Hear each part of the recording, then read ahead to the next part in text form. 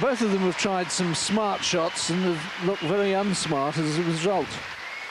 Yeah, but that's Larsson for you. He tries those ridiculous shots. That's why he looks like he's not a very good tennis player. Look, he's playing a half volley from just inside the baseline, and he's trying to turn the half volley into a drop shot. Absolutely no way.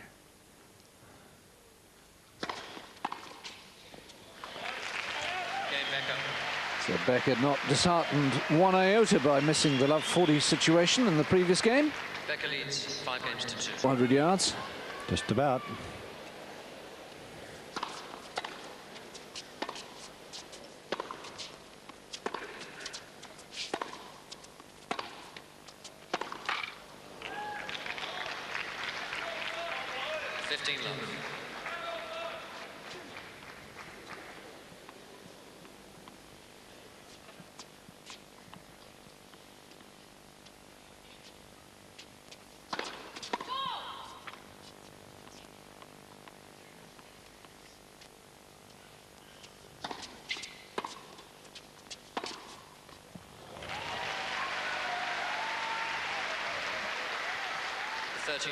Absolutely no effort to the backhand whatsoever.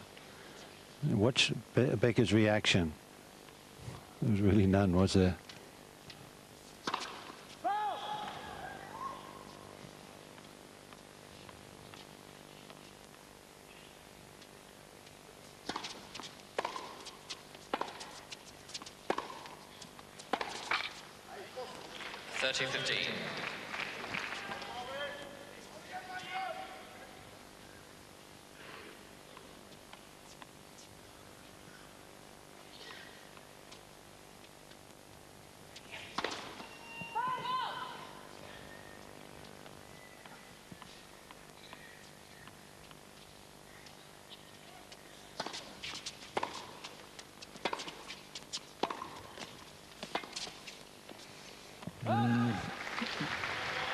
Getting far too much underneath that attempted slice down the line.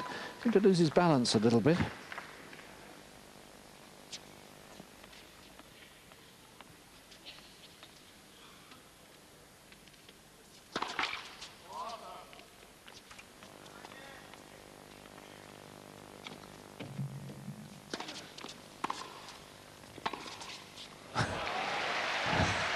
But he keeps pulling them off. He does, and I really do like the tactics that Becker is employing today. This time he's chipping and charging. It's not a bad chip and charge, but a superb backhand pass. If you're going to go up to the net, you must expect to be passed occasionally. But you are putting pressure on the serve and the attempted pass.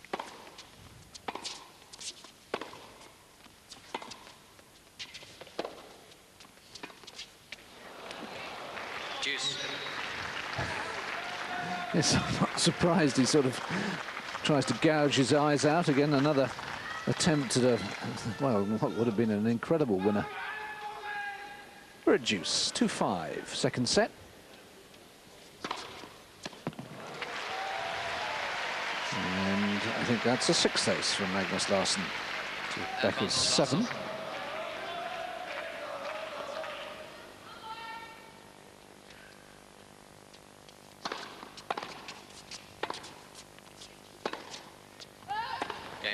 Well, there's that backhand down the line, which we thought he'd sorted out.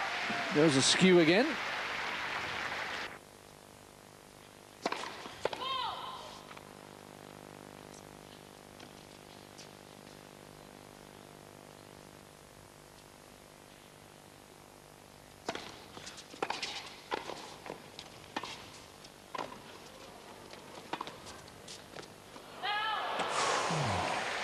So close. 15.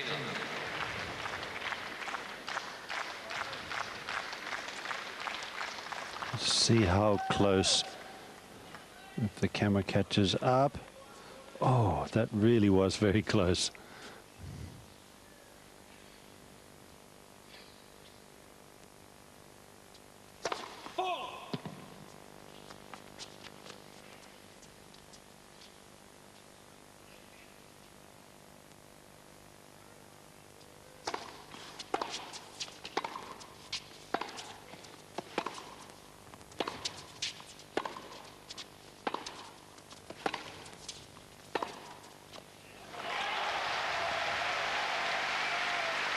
I really do believe that Boris is a little bit tired.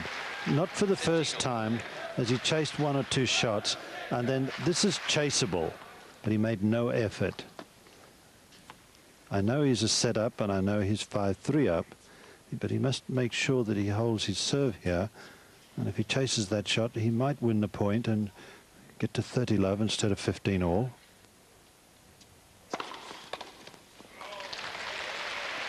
Yeah, I suppose if you play back-to-back 5-setters, even with days off in between, it's going to take its toll. Oh, it definitely does. Larsson very slow to react to that serve.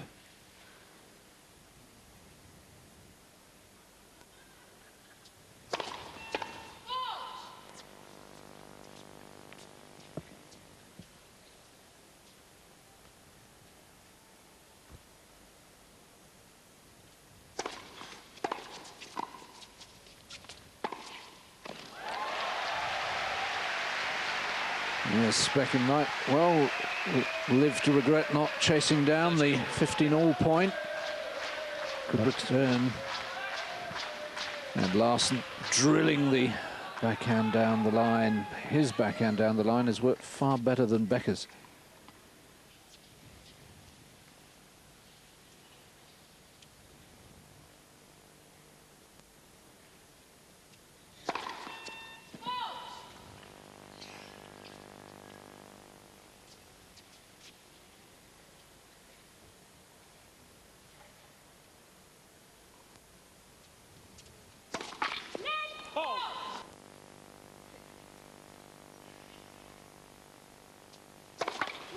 First service.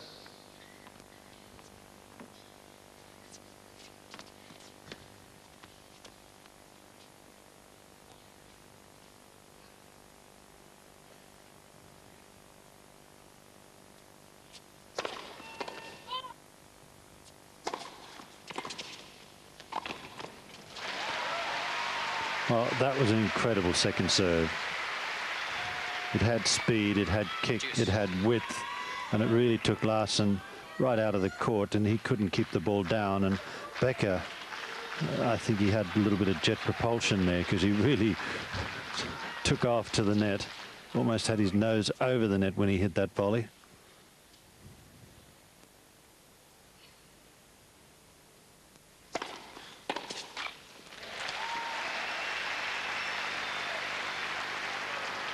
Advantage Becker.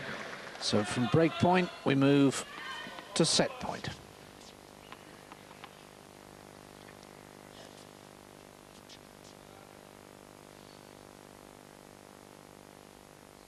Seconds.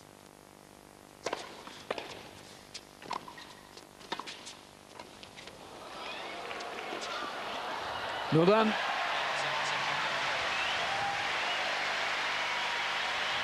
Once again, a controlled rally from Becker, and it's been a controlled performance so far. But it's Boris Becker very much in control, leading now by 2 sets to love. We'll take a short commercial break.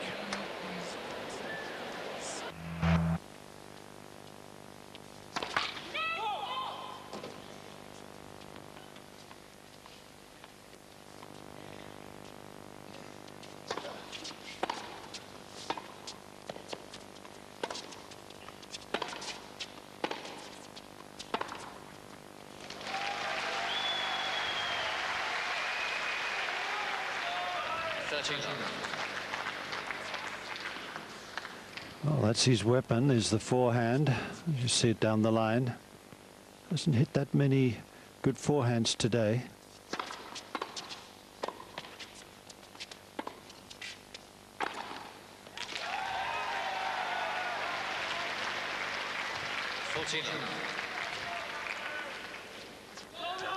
Thought he'd hit that over the baseline. He hit it so badly, the backhand volley, but it landed just before the baseline.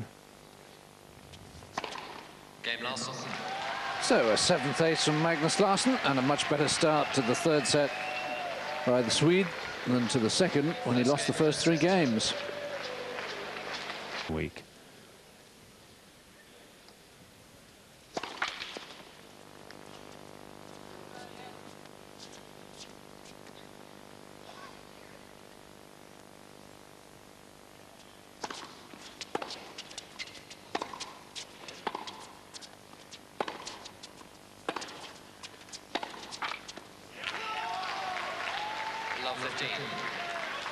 At least Becker knows he can't face a seed in the fourth round. The seed in his section was Mark Rosset, who of course pressed the self-destruct button quite literally, punching a banner in the final of the Hopman Cup and breaking her hand. Not clever.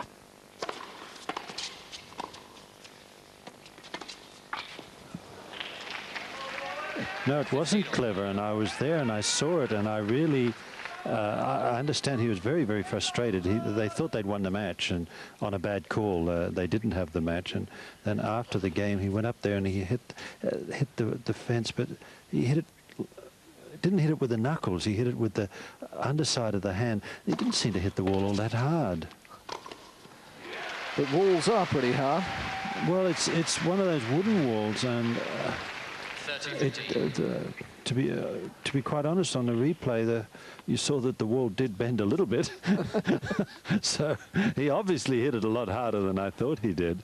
But very, very dumb, and he really was embarrassed after that and regrets so much having done it. But he regrets it equally, in my opinion, for letting Martina Hingis down, and the country, of course.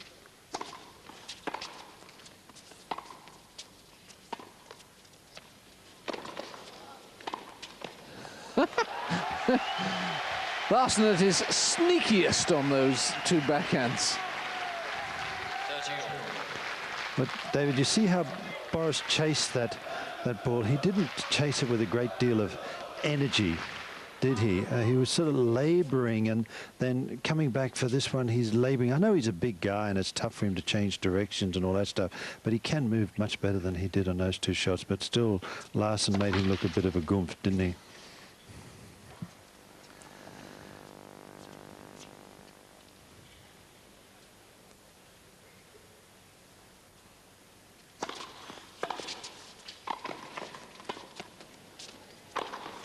And even on that first volley, he wasn't really at the ball, was he? He was lunging for it. 40-30. Now, I am convinced that he's just a little bit fatigued from the first two rounds.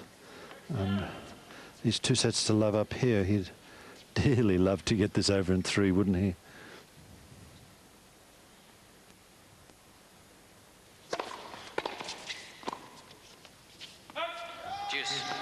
It's a day off tomorrow for Boris, and then into fourth round action on Monday against either, as we've been saying, Brett Steven or Jan Simmerink.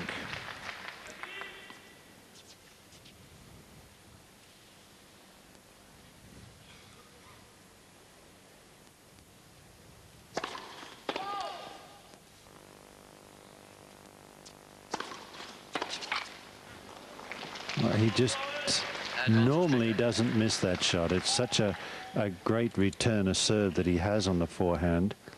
He's just not getting through the ball enough. He's missed so many of them. And perhaps he's a little bit more correct than we feel, David. Maybe it will take him a little bit more time to get true form. Yes, he had a glimmer of a chance there, Larsson. Deuce has just had the one break point in the entire match so far. Unable to break so far.